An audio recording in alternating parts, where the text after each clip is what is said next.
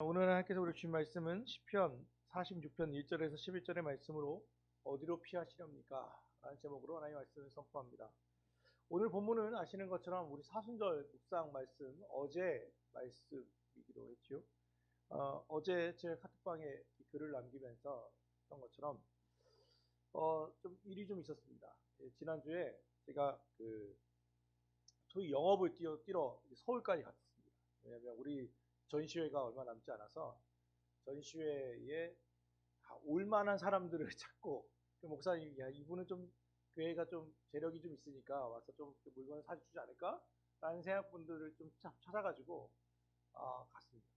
아시는 것처럼 제가 이렇게 잘 아쉬운 소리를 잘 못하는 사람인데, 콩나물 값도 다 제값 내고 다 사는데, 거기를 서울까지 가서 영업을 뛰었어요.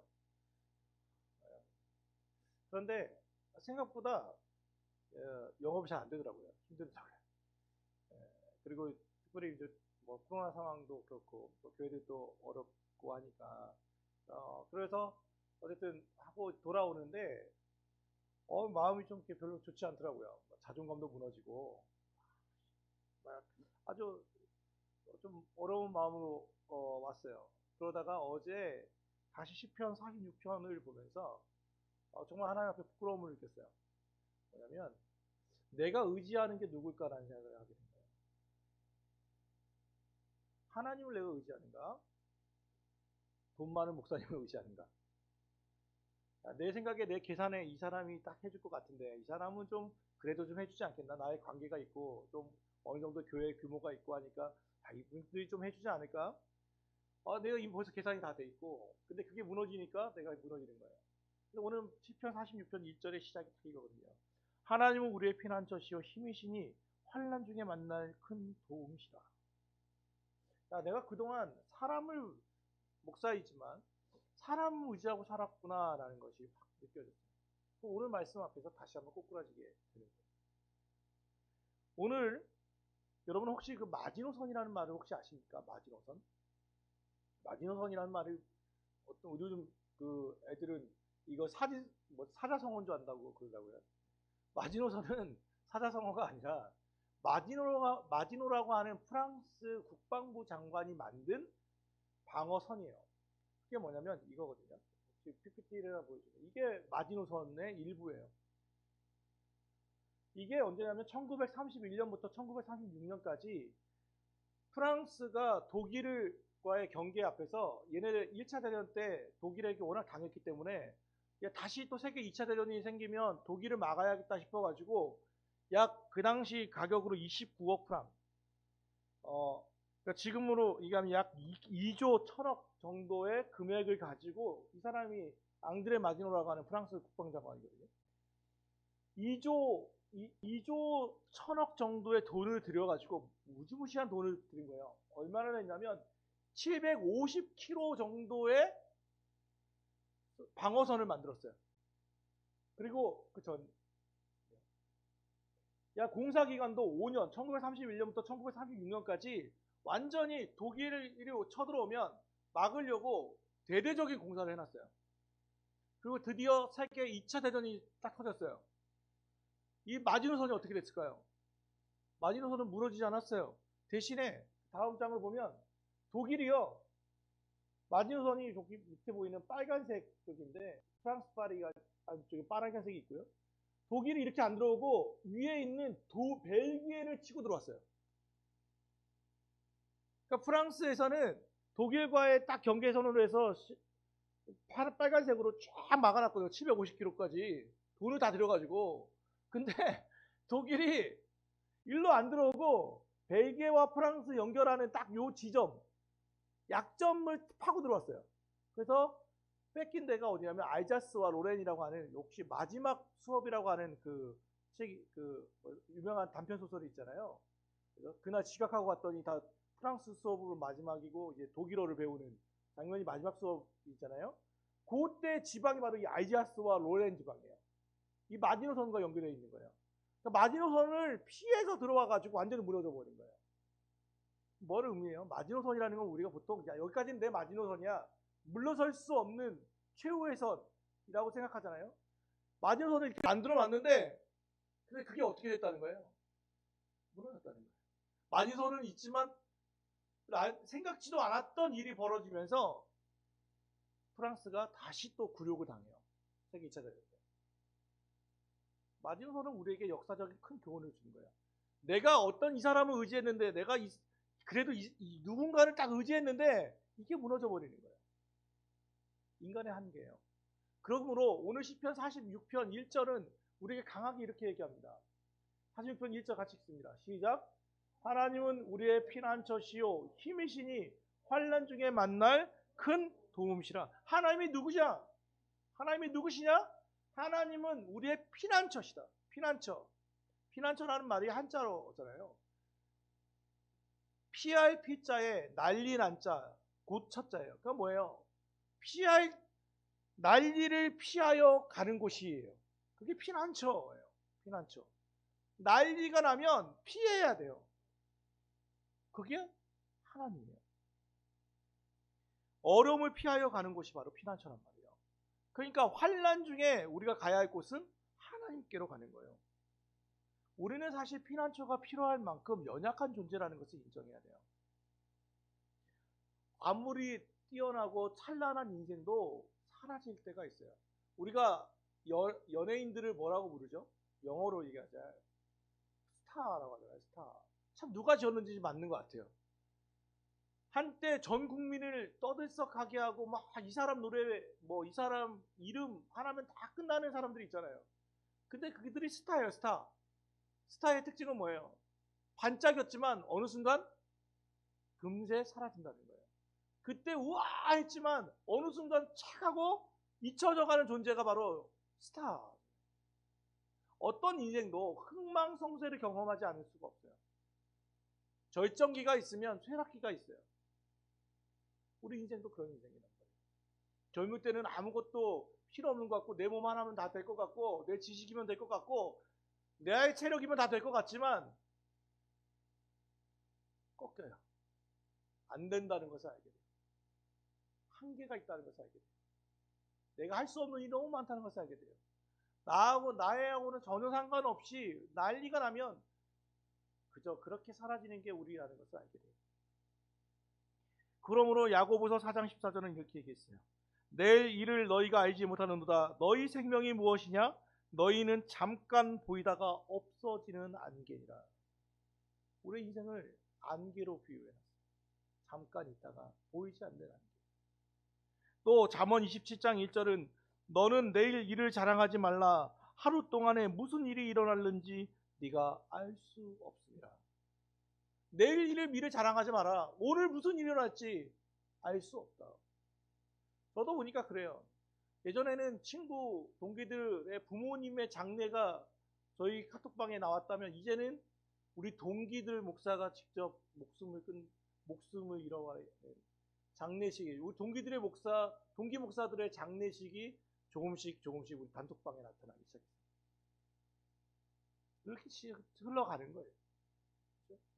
내일 일이 어떻게 일어날지 누가 알겠어요? 우리 인생은 그런 인생이라는 거예요.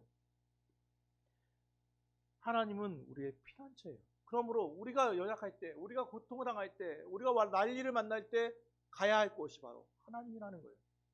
또 하나님은 어떤 분이시냐? 하나님은 우리의 피난처시요. 또 뭐라고? 힘이시니라고 말해요. 힘. 그럼 우리는 힘이라면 바로 뭘 생각하냐면 파워를 생각해요. 파워, 능력, 어떤 물리적인 힘, 때리고 부시고 하는 힘을 생각하지만 NIV는 이 힘이 스트렝스를 써요. 물리적인 힘이 아니라 의지적 힘을 써요. 하나님은 상황을 완전히 바꿔버리는 힘이시기도 하지만 또 하나의 힘은 뭐냐면 의지적 힘이에요. 의지적 힘. 이게 뭐냐? 당장에 어떤 도움이 되기보다는 인내하게 하는 힘, 기다릴 수 있게 하는 힘, 어둠의 통로를 걷게 하는 힘이라는 거예요. 그게 하나님이라는 거예요. 내가 견디고 버티고 하는 힘이 뭐냐? 하나님 때문이라는 거예요. 그러니까 우리는 항상 실망하는 게 하나님은 힘이시다 할 때 파워를 생각하니까, 하나님의 전능함을 생각하니까, 올마이티를 생각하니까 하나님 상황을 완전 바꿔버리시죠. 변화시켜버리시죠. 근데 안 돼요.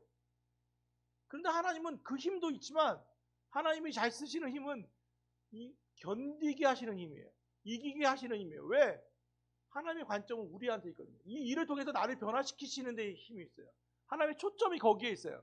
우리를 성숙시키고 성장시키는데 하나님의 초점이 있기 때문에 하나님은 파워보다는 스트렝스예요. 다윗이 아무런 잘못도 없이 그가 의지했던 이들이 있죠. 장인 사울을 의지했을 거예요. 장인 어른이 왕인데, 그런데 결국 장인 어른에게 쫓겨났잖아요. 자기는 왕이 됐을 때도 자기 아들을 의지했을 거예요. 압살롬 얼마나 잘생겼는지. 근데 아들에게 쫓기는 신세가 됐어요. 사울의 딸과 결혼했지만 그의 결혼은 행복하지 않았어요. 장인도 아내도 아들도 어찌 보면 가장 의지할 수 있는 힘, 피난처 같은 게 가족인데, 사실은 다윗만큼 가족들에게 철저히 외면당한 사람이 없어요. 그러면 다윗이 그 인생을 버티게 했던 힘은 뭘까요? 하나님이셨어요. 그렇기에 그의 시편이 우리의 마음을 움직이는 거예요. 그의 고백이 철저히 낮아졌기 때문에 그때 만난 하나님에 대한 고백이 시편이죠. 환난 중에 만날 큰 도움이시다. 이걸요, 참 우리 표준세 번역은 되게 재밌게 번역해놨거든요. 그분은 피난처시요 우리의 힘이시다. 그러면서 또 뭐라고 했냐면 환난 중에 만날 큰 도움이시라고 했는데, 표준세 번역은 뭐라고 했어요? 어려운 고비마다 우리 곁에 계시는 구원자시니. 여기에 재밌는 말이 있어요. 고비라는 말이 있잖아요. 고비. 언어학자들이 하는 얘기인데, 우리나라 민족은 알타리오 계통 같잖아요. 거기에 위에 쭉 올라가 보면, 중국 쪽 위에 보면 사막이 하나 있어요. 혹시 무슨 사막인지 혹시 아세요? 고비 사막이라고 혹시 들어보셨어요? 고비 사막. 그 고비와 우리가 어려운 고비마다 할 때 그 고비가 같대요. 그래서 우리 민족이 그쪽으로부터 왔을 거라고 추측하는 근거 중에 하나가 이거더라고요. 재밌죠? 고비 사막이래요. 고비 사막. 사막의 이름이. 근데 우리는 어려움을 당할 때 이게 고비라고 하거든요. 고비. 그 말이 같아요. 그건 뭐예요? 사막의 특징은 뭐예요? 언제 끝날지 모른다는 거고, 물이 귀하다는 거고, 그죠? 끝까지 가서 근데 끝이 있다는 거예요. 그게 사막이잖아요. 근데 그 고비 때마다 하나님은 우리 곁에 계시는 분이시다.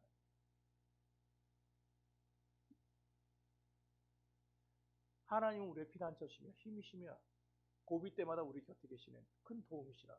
그러면서 2절과 3절 표준세 번역 말고 다시 개정으로 보여줘요. 2절과 3절 한번 읽어봅시다. 2절과 3절 읽습니다. 시작.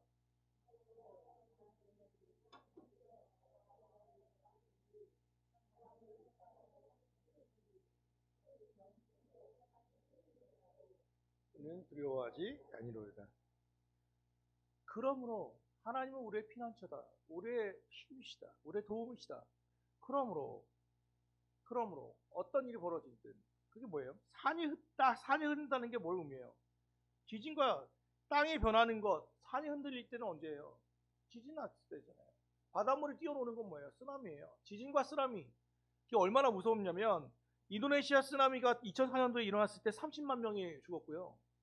2010년에 IT 지진이 일어났을 때 역시 30만 명 이상이 목숨을 잃었고요.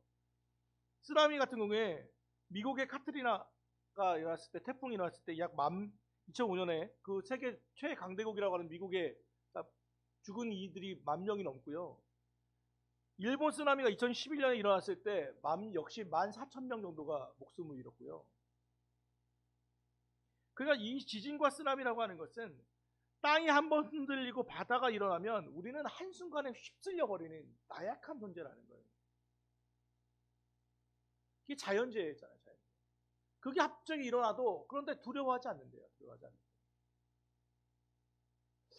이때 우리는 이것을 우리 삶으로 적용한다면 이렇게 우리에게 질문할 수 있죠.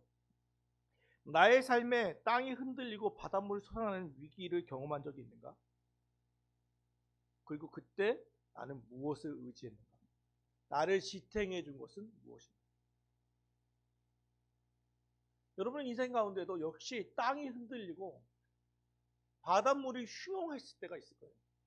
완전 저 앞에 지진과 쓰나미처럼 내가 아무것도 할 수 없이 그냥 휙 하고 휩쓸려 버렸을 때 지독한 절망감이, 낙심이, 좌절감이 찾아왔을 때가 분명히 있었어요. 그죠? 그때 여러분을 지탱하게 하는 것은 뭐예요? 여러분이 의지하며 끝까지 붙잡은 것은 뭐예요? 여기까지 여러분이 인도해 온 것은 무엇이에요? 다윗은 분명히 말해요. 하나님이셨다. 그분은 나의 피난처시며 나의 힘이셨다. 그분은 내 고비 때마다 내 곁에 계시는 나의 도움이셨다. 그는 계속해서 고백하고 있는 거예요. 이런 상황 속에서도 다윗이 고백했던 게 우리는 두려워하지 않는다. 왜냐하면 다윗은 시편 18편 2절에도 이런 고백을 했거든요. 여호와는 나의 반석이시요 나의 요새시요 나를 건지시는 이시요 나의 하나님이시요 내가 그 안에 피할 나의 바위시요 나의 방패시요 나의 구원의 뿌리시요 나의 산성시로다. 이 반석, 바위, 방패, 요새 이런 모든 것들이 다 뭘 의미하냐면 다 방어적인 거예요. 나를 보호하고 안전케 하는 것들이란 말이에요. 더 나아가면 이것은 다 전쟁 용어, 전투 용어예요. 장비예요. 다윗은 일평생 전쟁터에서 살았던 사람이에요. 그러니까 이 방패 하나가 얼마나 중요한지를 알고 산성이 하나 있으면 얼마나 든든한지를 알고 요새처럼 튼튼하게 서 있으면 이게 얼마나 좋은지, 반석처럼 땅이 딱 있고 바위를 통해서 위에서 아래로 공격하는 게 얼마나 편한지를 그는 알고 있어요. 그래서 이 모든 전투 용어가 다 어디에 포함되어 있냐면 하나님이시라는 거예요. 하나님 나를 보호하고 나를 지키시는 분이시라는 거예요. 그의 고백이에요. 여러분 지금은 아니지만 선율이가 어렸을 때는요 천둥이 치잖아요. 천둥이 치면 내가 달려오는 곳이 있어요. 어디겠어요? 저한테 와요. 저한테. 그러면 내가 번개랑 제가 싸우면 누가 이길까요? 저는 한순간에 타요. 근데 왜 나한테 오냐고. 그런데 그거 잘 아는 거예요. 애가 오면 번개를 치면 아빠 하고 와요. 저는 무서워할까요? 무서워하지 않을까요? 내가 싸우면 지는데. 그럼에도 불구하고 무서워하지 않아요. 왜냐하면 알아요. 우리 아파트에 피르침이 잘 설치되어 있다는 것을. 우리 집이 제일 안전한 곳이라는 걸 저는 알아요. 나는 알아요. 그러니까 이 아이가 뛰어들어왔을 때 안아주는 거예요. 야, 괜찮아, 괜찮아 위로할 수 있는 거예요. 이것만으로도 걔는 할 만한 거예요. 걔가 할 곳은 어디냐? 아버지의 품으로 달려 들어오는 거예요. 거기가 세상에서 제일 안전한, 제일 안전한 곳이에요. 하나님이 아빠는 안방에 있어요. 그러면 하나님은 어디에 계실까요? 우리의 피난처요, 우리의 도움이신 그 하나님은 과연 그러면 어디에 계시냐는 거예요. 어디에 계시는가? 보세요. 4절 시작. 한 시내가 있어 난 위에 흘러 하나님의 성 곧 지존하신 이의 성소를 기쁘게 하도다. 5절까지. 하나님이 그 성 중에 계심에 성이 흔들리지 아니할 것이라 새벽에 하나님이 도우시로다. 자 보세요. 하나님이 계신 곳이 있어요. 어디죠? 성소를 기쁘게 한다. 성 중에 계심에. 그건 뭐예요? 하나님이 계신 곳은 성전이에요. 성전에 계세요. 성전에. 이게 되게 중요한 게, 그러면 어떻게 가냐? 한 시내가 있어 나뉘어 흘러 성소로 흘러간다. 이 표현이 너무 기가 막힌 표현이에요. 왜냐하면 시내에 있어요. 시내. 여러분 시내가의 특징은 뭐예요? 거대하지 않아요. 끊길 듯 안 끊기고 끊길 듯 하면서 흐르는데, 자 시내는 졸졸졸 흐릅니까? 콸콸콸 흐릅니까? 졸졸졸이에요. 졸졸졸. 졸졸졸의 특징이 뭐예요? 시내는 엄청난 무슨 강같이 확 흘러가는 그 강줄기가 아니라는 거예요. 요만해 졸졸졸 흐르는 게, 이게 야 끊길 것 같은데 연약해요. 연약해.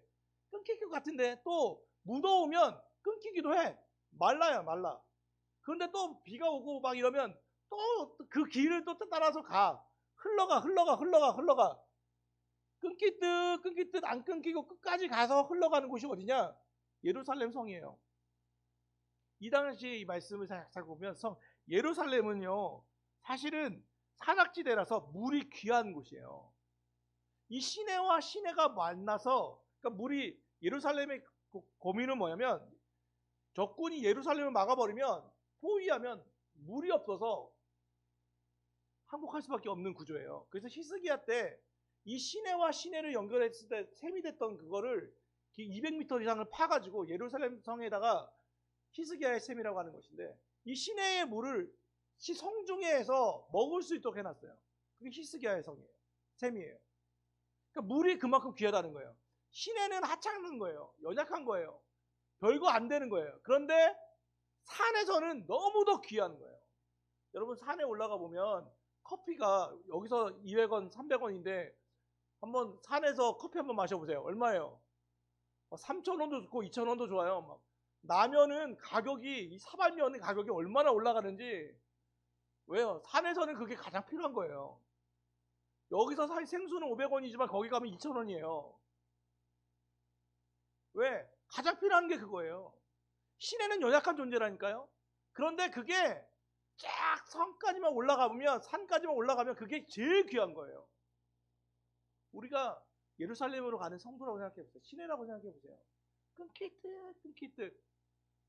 언제 해가 뜨거우면 마르기도 하고 버티기도 힘들고 그런데 묵묵히 가요. 어디? 하나님이 계신 예루살렘 성전을 향해서 가는 거예요.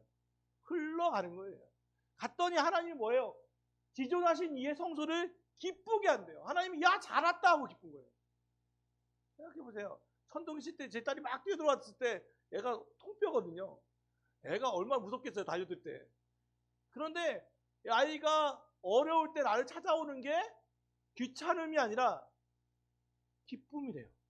부모님들은 아마 경험해 보셨을 거예요. 어렵고 힘든 일을 했을 때 이 아이가 나한테 도움을 구할 때는 얼마나 기쁘고 즐거운지 그건 부모의 마음만 알아요. 나도 할 수 없는 일일지 모르지만 이 아이가 나에게 도움을 요청할 때 도와주세요 라고 할 때 부모의 마음에는 형용할 수 없는 말로 표현할 수 없는 기쁨이 있어요. 뭐 도와줄 수 있는 능력이 있느냐 없느냐는 다른 얘기지만 그저 앞 도와주세요만 해도 저 같은 경우는 요즘 여전히 그래요. 아내가 이거 딸 때 뚜껑 못 딸 때 저 줄 때 얼마나 제가 그 뿌듯함을 느끼는지 알아요? 그래서 남자로서의 안 되면 고무장갑 껴가지고 막 하면서 도움을 요청할 때 도울 수 있다는 게 얼마나 기쁨이고 즐거움인데요. 하나님이 기뻐하신대요. 그러니까 하나님이 피난처인 하나님께 우리가 시냇가처럼 연약하게 걸어가고 졸졸졸 흘러서 딱 갔을 때 하나님이 너 왜 왔냐 하지 않으시고 기뻐하신대요. 즐거워하신대요. 그분은 성전에 계셔요. 그러니까 우리가 그곳을 향해서 걸어가야 돼요. 또 하나 도우시는 시간이 나와요. 시간이 언제 도우신대요? 새벽에 하나님이 도우신대요. 그러면 새벽 기도하라는 뜻이냐? 아니요. 새벽의 특징이 있죠. 어둠이 끝나고 아침이 시작되는 시점이에요.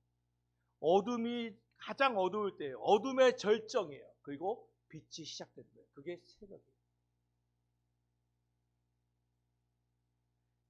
잠언서 8장 17절에 보면 나를 사랑하는 자들이 나의 사랑을 입으며 나를 간절히 찾는 자가 나를 만날 것이라고 표현했어요. 나를 간절히 찾는 자가 나를 만날 것이다. 여기서 간절이라고 하는 이 말을 히브리어는 원어를 보면 이게 새벽이에요. 새벽에 나를 찾는 자가 나를 만난다. 그 얘기는 무슨 의미예요? 새벽 기도하라는 뜻이냐? 아니라니까요. 여기서 말하는 문제는 그러면 오늘 표현으로 번역해 본다면 이렇게 표현할 수 있는 거예요. 어둠의 절정에 있는 자가 나를 만날 것이다. 가장 인생의 고통을 당하고 있는 자가 그리고 나를 찾는 자가 나를 고통 중에 어둠의 절정 속에서 나를 찾는 자가 나를 만날 것이다. 이렇게 번역해도 아무런 문제가 없어요. 새벽은 하루의 첫 시간이잖아요. 그리고 나의 잠을 이겨야 하는 시간이기도 하죠. 그러니까 나의 의지를 꺾고 너 더 자고 싶어하는 내 잠을 나의 경험, 나의 시간을 내려놓고 하나님 앞에 나오는 거잖아요. 그게 새벽 기도잖아요. 새벽을 찾는다는 것은 그런 거예요. 어둠의 고통 속에서 하나님을 찾는 것. 그때가 하나님이 도우실 시간이라는 거예요. 하나님이 도우시는 장소는 성전이며 그분이 도우시는 시간은 새벽이에요. 그러면 도우시는 방법도 나오겠죠. 도우시는 방법. 다시 넘어가죠. 6절 한번 읽어볼까요? 시작. 왕국이 흔들렸더니 그가 소리를 내심에 땅이 녹았도다. 하나님의 도우시는 방법이 있어요. 뭐야? 소리야, 소리. 그건 뭐예요? 바꿔 말하면 말씀이에요.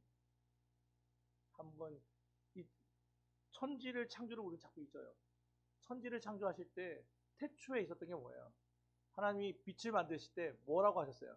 빛이 있으라 하심에 빛이 있었고, 창조의 능력은 뭐였냐면 말씀이었어요.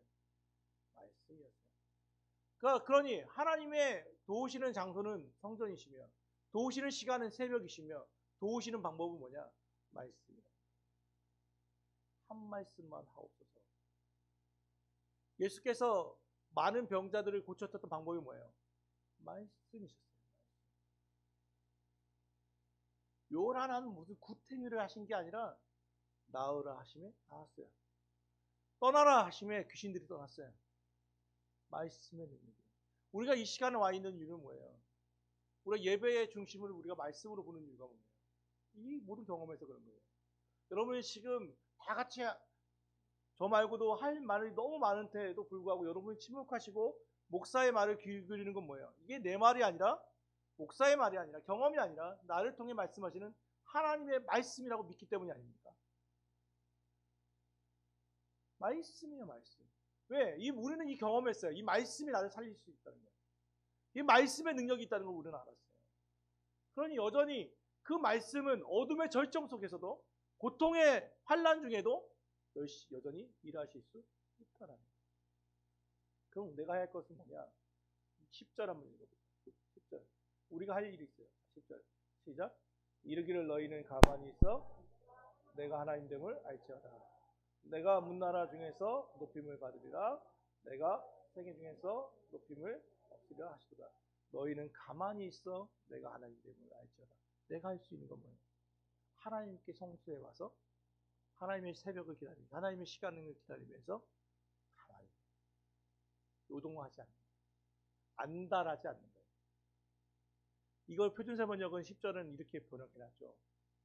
너희는 잠깐 손을 멈추고 내가 하나님인 줄 알아라. 잠깐 손을 멈춰라. 야, 네가 막 애쓰려고 막 하는 오히려 그거 하지 말고 가만히 있어라. 선율이가 달려와서 제 품을 안 왔는데, 제가 있잖아요. 통뼈인데 이 아이가 지금 저한테 17살 이런 애가 와갖고 나한테 막 흔들어 보세요. 제가 힘들어갖고 애를 안을 수가 없어요. 제가 다쳐요. 가만히 있는 게 좋아요. 제 가만히 있는 거. 그냥 가만히 있어라, 제발. 너 일 망치지 말고 가만히 있어. 그냥 내가 알아서 할게. 네가 가만히 있는 것이 나를 돕는 것이다. 제가 가정 일할 때 아내한테 제일 많이 들은 말 중에 하나거든요. 당신은 가만히 있으시오. 그것이 큰 일을 하는 것이오. 남자들 많이 듣는 말이에요. 하나님도 하시는 말씀이에요. 뭐라고? 잠깐 손을 멈춰라. 이게 뭐예요? 배째라 이게 아니에요. 배째라가 아니라 네가 하려고 하는 노력, 하나님을 신뢰하지 못함으로 발버둥치는 거 가만히 놔둬라. 마치 물에 빠진 사람이 제일 먼저 물을 빠진 사람을 구하는 방법이 언제예요? 힘 빠졌을 때래요. 힘 빠졌을 때. 아무리 숙련된 안전 요원도 바로 빠졌을 때 살려주세요 할 때는 안 뛰어들어간대요. 왜? 막 너무 발버둥 치니까 그때 뛰어들어가면 같이 뭉쳐가지고 구할 수 없다는 거예요.